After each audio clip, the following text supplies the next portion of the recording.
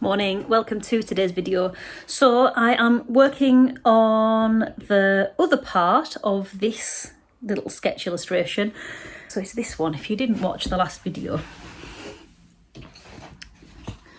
So I did a quick sketch of, the way it started is I did a quick sketch of a lady in real life from an observational sketchbook, and that kind of sparked some ideas for maybe like a scene she could be in.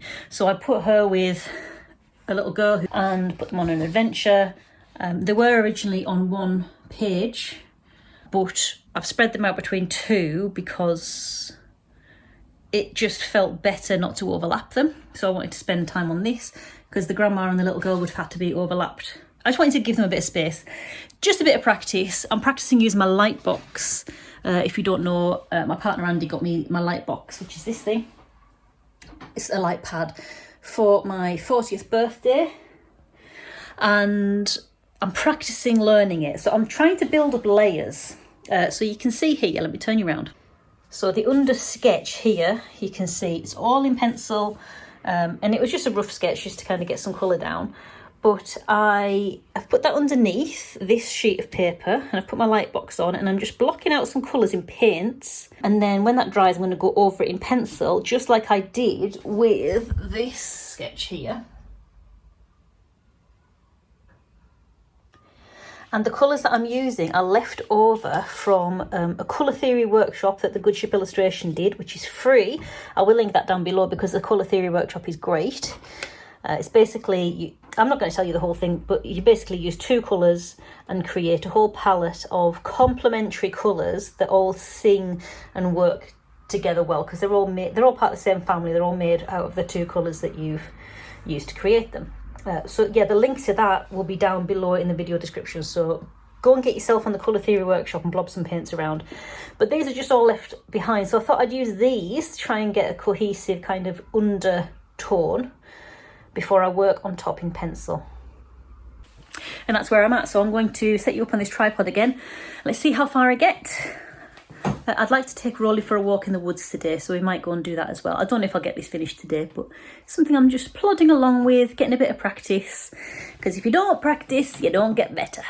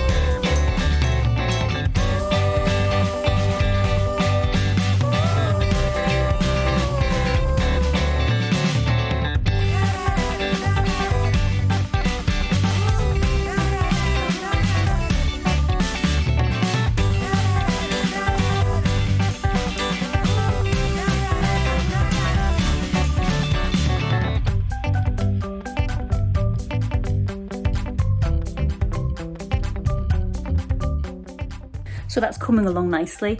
I'm going to take a break now while we go on a little adventure of our own. I'm going to take my sketchbooks because if we stop at a cafe, I want to be drawing people.